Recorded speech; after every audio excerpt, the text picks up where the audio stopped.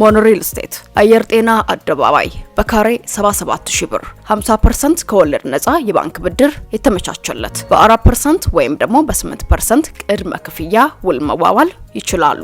25% እና ከዛ በላይ ለሚከፍሉ ከ5% እስከ 30% እውነተኛ ቅናሽ አቅርበናል። ከባለ 1 መኝታ እስከ ባለ 3 መኝታ አማራጮች ቤቶን እየገነባን ነው። ያለቁና በግንባታ ላይ ያሉ ሱቆችን ከ23 ካሬ እስከ 200 ካሬ እርሶን ይጠብቃል። 3000 ካሬ ላይ አረንጓዴ ስፍራ ያለው 4 ሊፍት በእያንዳንዱ ህንፃ ላይ የሚገጠምለት የከርሰ ምድር ውሃ ይወጣለት ከዘመኑ የተዋደደ ዘመኑንም የቀደመ ሞኖሪል ስቴት።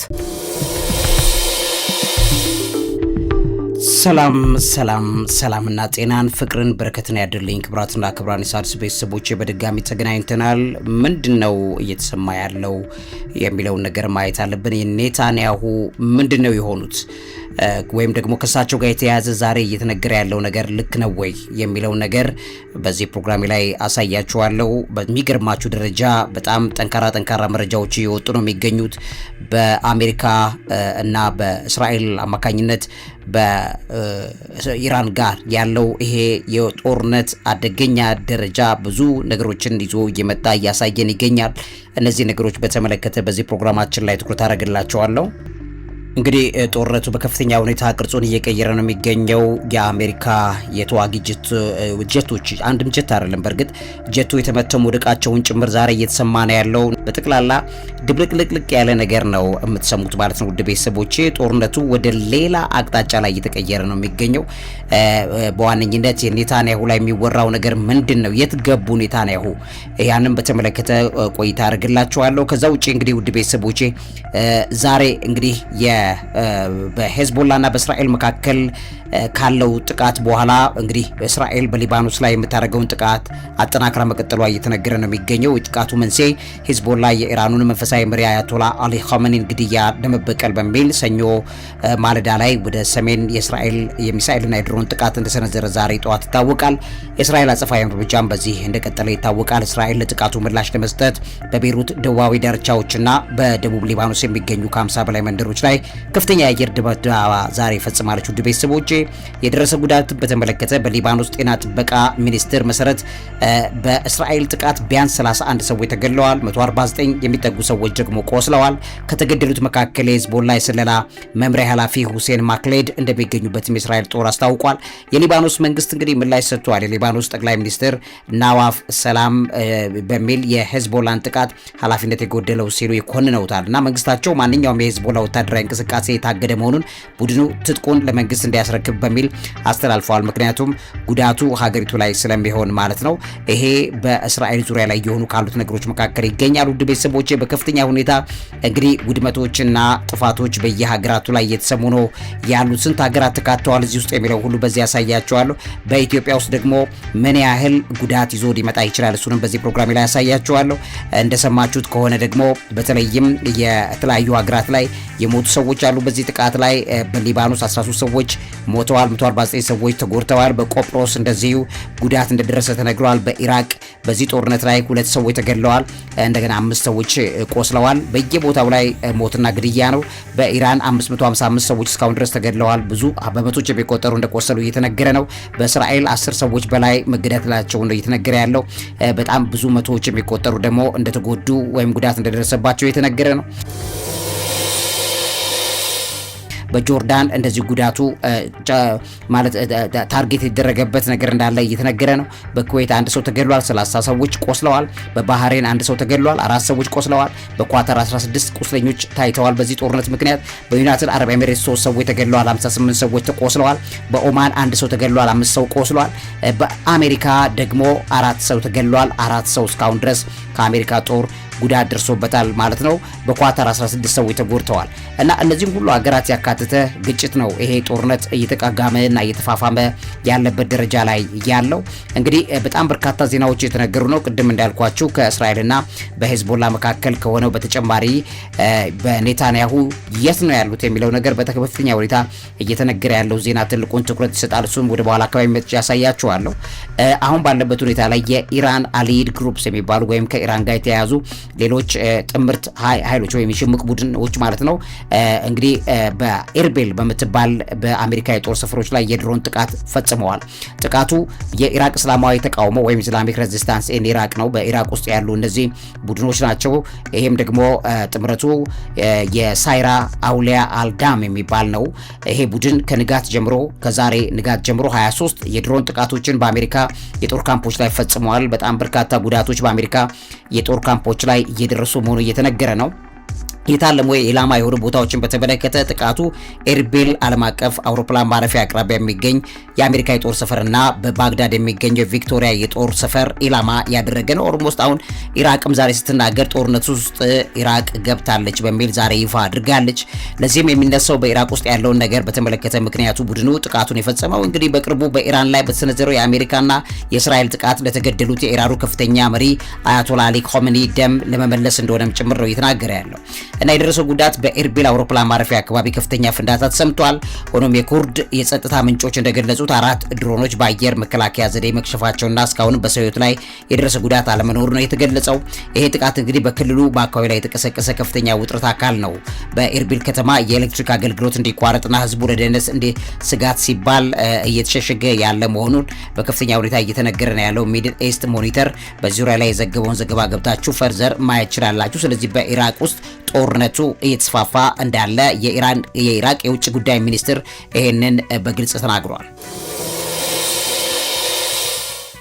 የኢራቅ የውጭ ጉዳይ ሚኒስትር ፉአድ ሁሴን ሀገሪቱ አሁን ባለው የመካከለኛ ምስራቅ ጦርነት ሂደት ቀጥተኛ ተጽዕኖ ደርሶባታል ወይም የጦርነቱ አካል ሆናለች ተብሎ እየነገሩ ተገኝቷል ማለት ነው። እንደዘገባው ያው ኢራን በኩርዲስታን ክልል በተለይም ኤርቢል የሚደርሰውን ጥቃትና በደቡብ ምዕራብ ኢራቅ የሚሰነዘሩ ጥቃቶችን ሀገሪቱ በቀጥታ ወደ ግጭት ይስቦ አስገብቷታል በሚል ዛሬ አውርተዋል። ያው ሚኒስትሩ ሲናገሩ ያው ቀደም ባለው ባደረጉት ንግግር ግጭቱ ካልቆመ ጦርነቱ ተባብሶ መላው አካባቢ ወይም መካከለኛ ምስራቅ በጠቅላላ እውነተኛ አደጋ ላይ ወይ ካታስትሮፊ ላይ ይገባል የሚል ማስጠንቀቂያ ሰጥተዋል።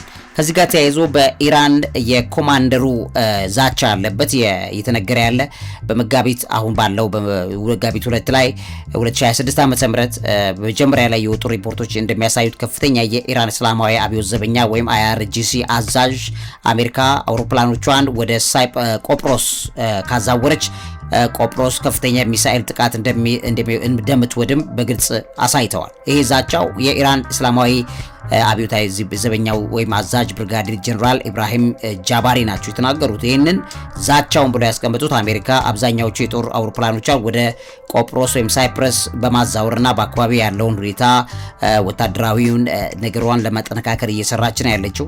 ስለዚህ ከዛ አልፈን ቆጵሮስን እንመታለን የሚል እንደባለፈው አሁን ቆጵሮስ ጥቃት ደርሶባታል ትላንትና ዛሬም ጭምር እየተነገረ ያለ። ስለዚህ ይሄን በተመለከተ ኢራቅ አቋም ግልጽ ሆኗል። አሜሪካውያን አብዛኞቹ አውሮፕላኖቻቸው ወደ ቆጵሮስ አዛውረዋል።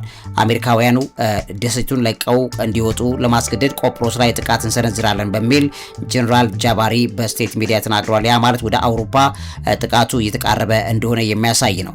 ይሄን በተመለከተ እንግዲህ ዛቻ የተሰማው እስራኤልና አሜሪካ በኢራን ላይ ጥቃት ካደረሱ በኋላ በተፈጠረው ከፍተኛ የጦርነት ውጥረት ውስጥ እንደሆነ እናያለን። ዘ ታይምስ ዘግቦታል። የኢራን ጥቃት ዓላማ የአሜሪካን ኃይሎችን ከክልሉ ማስወጣት መሆኑን በደንብ አድርገው ገልጸው እየተናገሩ ይገኛሉ። በሌላ እየተነገሩ ካሉ ዜናዎች መካከል አንደኛው ኳታርን ይመለከታል። 2 የኢራን ድሮኖችን መትቼ ጥያለሁ አውሮፕላኖችን ብላለች። ይህም በተመለከተ እንግዲህ የተመቱ ጀቶች የጦር አውሮፕላኖች ናቸው። የሶቪየት ዘመን ስሪት የሆኑ ሱኮይ ሱ-24 የሚባሉትን ቦምብ ጣይ ጀቶች ናቸውና እነዚህ መትቼ ጥያለሁ ብላለች። ከጀቶቹ በተጨማሪም የኳታር አየር ኃይል ስርዓት 7 ቦሊስቲክ ሚሳይሎችና 5 ድሮኖችን በተሳካ ሁኔታ መትቻለሁ በሚል ኳታር ገልጻለች። ይህም ምክንያት እንግዲህ ይህ ክስተት የተከሰተው እስራኤልና በአሜሪካ በኢራን ላይ ጥቃት ካደረሱ በኋላ እንግዲህ የኢራን አጸፋዊ ምላሽ በእነዚህ የአሜሪካ ጦር ካምፖች ባሉባቸው ቦታዎች ላይ የሚደረግ ጥቃቱን መሰረት ያደርጋል በሚል እየተነገረ ይገኛል። ሌላው ክቡራትና ክቡራን የሣድስ ቤተሰቦቼ አሜሪካ እንግዲህ በጣም በርካታ በሚሆኑ ኤምባሲዎቿ በጠቅላላ የሜሴጅ ለዜጎቹ ለአሜሪካ ዜጎች ያደረሰ ትገኛለች። ሴኩሪቲ አለርት በሚል ማለት ነው።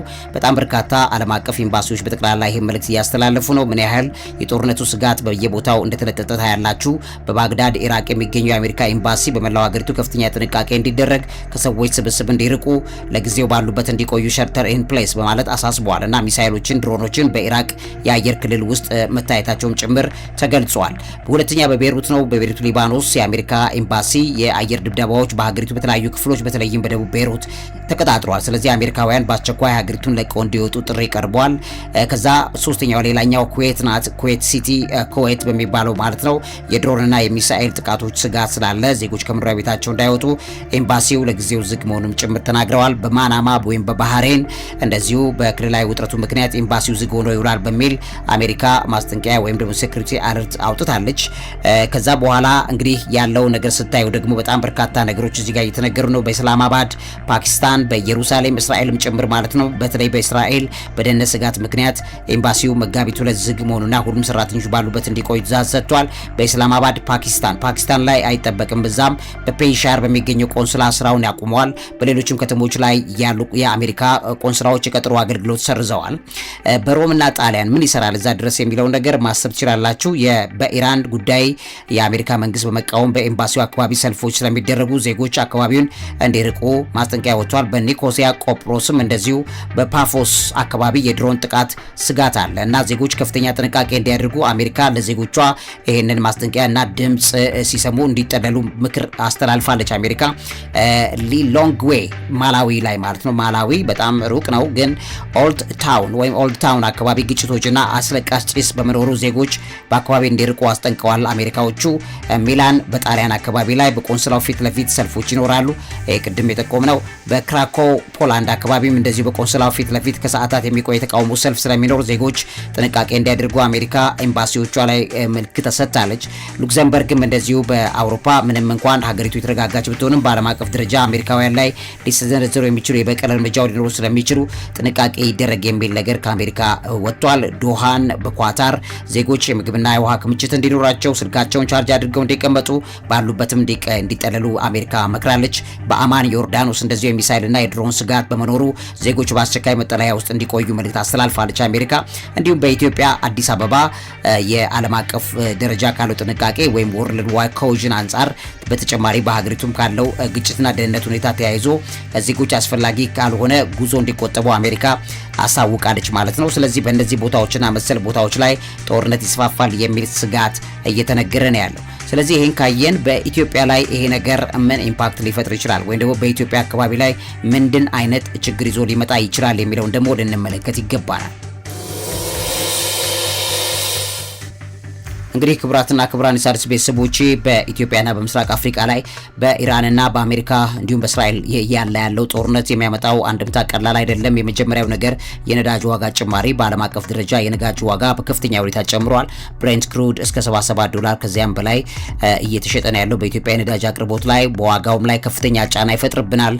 የኢራኑ ጦርነት የዋጋ ንረትን በተመለከተ ወይም ኢንፍሌሽንን በተመለከተ የነዳጅና የትራንስፖርት ወጪ መጨመር በምግብና በሌሎች መሰረታዊ ሸቀጦች ላይ የዋጋ ንረት እንዳይከሰት ይሰጋል። የመጓጓዣ ወጪ ሊጨምር መቻሉ በቀይ ባህር የንግድ መስመር ስጋት ውስጥ በመውደቁ የኢንሹራንስና የመርከብ ጭነት ዋጋ በከፍተኛ ሁኔታ ሊጨምር ይችላል።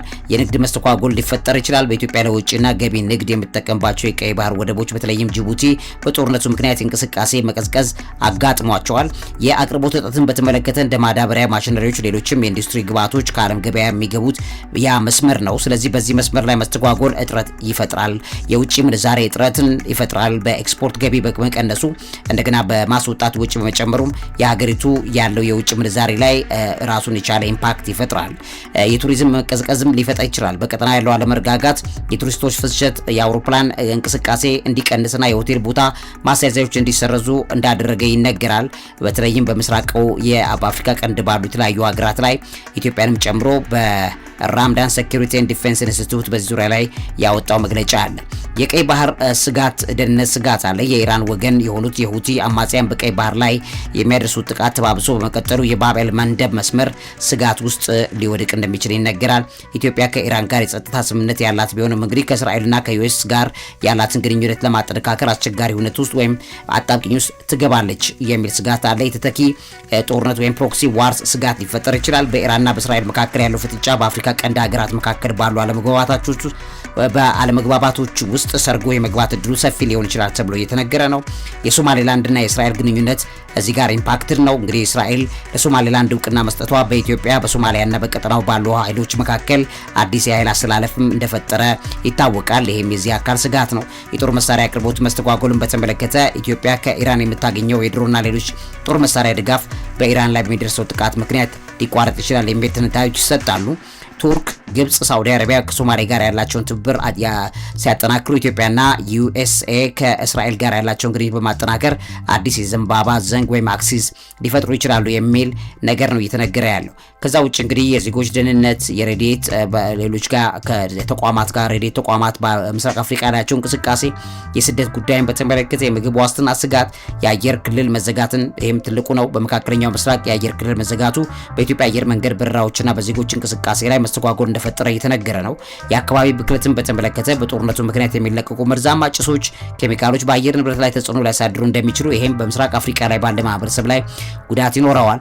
ሃይማኖታዊና ማህበራዊ ውጥረትን በተመለከተ መካከለኛው ምስራቅ ግጭት በሀገር ውስጥ ባሉ ማህበረሰቦች መካከል የሀሳብ መከፋፈል ፈጥሯል። በተለይ በኢትዮጵያ ውስጥ ለአንድ ወገን በሚል ተወጣጥሮ ያለ ነገር እንዳለ በግልጽ እየተነገረ ይገኛል። እንግዲህ የመጨረሻው ቆይታ የኔታንያሁ ምንድነው የሚሰማው በኔታንያሁ ላይ የሚለው ነገር ግልጽ ጥያቄ ነው። ኔታንያሁን በተመለከተ የሚነገረው ነገር የት ገቡ የሚል ጥያቄ ሁሉ እየተወራበት ያለ ነው። እንግዲህ ክቡራትና ክቡራን ሳርስ ቤተሰቦች እስራኤል በኢራን ላይ ከፈተችውን ጥቃት ተከትሎ የኢራን አብዮታዊ ዘበኛ ወይም IRGC የጠቅላይ ሚኒስትር ቤንጃሚን ኔታንያሁ ቢሮውን በቦሊስቲክ ሚሳኤል መምታቱን አሳውቋል እና የኔታንያሁ ሁኔታ አይታወቅም በማለትም መግለጫ አውጥቷል። ይሁን እንጂ እንግዲህ የኔታንያሁ ቢሮ ይህንን መረጃ የሐሰት ዜና በማለት አስተባብሏል። ዘ ታይም ኦፍ እስራኤል በዙሪያ ላይ ዘገበውን ማየት ይችላላችሁ። እንግዲህ የኔታንያሁ ሁኔታን በተመለከተ ጠቅላይ ሚኒስትሩ በህይወት ያሉ እንደሆነ እየተነገረ ነው። በዛሬው ዕለት መጋቢት 2026 በቤቴ ሸሜሽ በሚባለው የሚገኘው የሚሳኤል ጥቃት የደረሰበት ቦታን ጎብኝተዋል። እንዲሁ በከፍተኛ የጸጥታ ባለስልጣናት ጋር ስብሰባ ሲያካሂዱ የሚያሳይ ምስል በቢሮአቸው በኩል ተለቋል። የሚሳኤሉ ጥቃትን በተመለከተ ኢራን ከይባር የሚባሉ ሚሳኤሎችን ወደ ኢየሩሳሌም መተኮሷን ገልጻለች። በከተማ ውስጥ ምንም አይነት የሚሳኤል መውደቅ ወይም ጉዳት አልደረሰም የሚለው ደግሞ እስራኤል ሪፖርት ነው። በእስራኤል ያለው ሁኔታን በተመለከተ እንግዲህ በኢራን የሚሳኤል ጥቃቶች ምክንያት በእስራኤል የተለያዩ አካባቢዎች ላይ ከፍተኛ ውጥረት አለ። በትናንትናው ዕለት በቤቴ ሸሜሽ የደረሰው ጥቃት 9 ሰዎች መሞታቸው ተረጋግጧል። ዛሬ ደግሞ በቤርሳቤህ 19 ሰዎች እንደቆሰሉ እየተነገረ ያለው ቀጣይ እርምጃ አለ። እስራኤልና አሜሪካ በኢራን ላይ ኦፕሬሽን ሮሪንግ ላየን የተባለውን መጠነ ሰፊ የአየር ጥቃት መቀጠል ላይ ናቸው የሚገኙት። ስለዚህ በኔታንያሁ ላይ እየተነገሩ ካሉት ነገሮች መካከል አንደኛውና ዋነኛው በተለይ ኔታንያሁ የቢሮአቸው ላይ ጉዳት ደርሷል የሚል እንደሆነ ታያላችሁ ማለት ነው። እንግዲህ በሳቸው ቢሮ አካባቢ ላይ ጉዳት አድርሻለሁ የሚለው የኬይባር ሚሳኤሎችን በመጠቀም ያን አድርሻለሁ ያለው ኢራን መግለጫ ነው። ኢራን ሚዲያዎች እንደዘገቡት ከሆነ ጥቃቱ የተፈጸመው በእስራኤል አየር ኃይል አዛዥን እና የኔታንያሁን ቢሮ ኢላማ በማድረግ ነው። እዚህ ላይ እንግዲህ ግልጽ የሆነ ነገር አልተነገረም። እስራኤል ጦር በቴህራን ላይ የሚደርሰውን ጥቃት አጠናክሮ እንደሚቀጥል ግን ተነግሯል ማለት ነው። ይህንን በቴል አቪቭ እና በቤንጎሪዮን አየር ማረፊያ አቅራቢያም ደግሞ የሚሳኤል ጥቃት ማስጠንቀቂያ ደውሎች ሰምተዋል። ዛሬ በአየር ማረፊያው አቅራቢያ የጭስ ደመና መታየቱን ዘግቧል። በጣም በርካታ የጦር ጀቶች በእስራኤል ላይ ዘንበዋል የሚል ዜናዎች የተነገሩ እንደሚገኙ መጠቆም ያስፈልጋል። ክቡራትና ክቡራን ሳርስ ቤተሰቦቼ ዛሬ ያለውን ነገር በተመለከተ ጠቅላላ አድርጌ ይህንን መረጃ ላካፍላችሁ ብዬ ነው። ለዚህ አእምሮ ምግብ አዘጋጅና አቅራቢ መምህርና ጋዜጠኛ ዐቢይ ይልማ። እውቀት ታላቁ እግዚአብሔርን ታከብራለች። ሞኖሪል ስቴት አየር ጤና አደባባይ በካሬ 77000 ብር 50% ከወለድ ነፃ የባንክ ብድር የተመቻቸለት በ4% ወይም ደግሞ በ8% ቅድመ ክፍያ ውል መዋዋል ይችላሉ። 25% እና ከዛ በላይ ለሚከፍሉ ከ5% እስከ 30% እውነተኛ ቅናሽ አቅርበናል። ከባለ 1 መኝታ እስከ ባለ 3 መኝታ አማራጮች ቤቶን እየገነባን ነው። ያለቁና በግንባታ ላይ ያሉ ሱቆችን ከ23 ካሬ እስከ 200 ካሬ እርሶን ይጠብቃል። 3000 ካሬ ላይ አረንጓዴ ስፍራ ያለው 4 ሊፍት በእያንዳንዱ ህንፃ ላይ የሚገጠምለት የከርሰ ምድር ውሃ ይወጣለት ከዘመኑ የተዋደደ ዘመኑንም የቀደመ ሞኖ ሪል ስቴት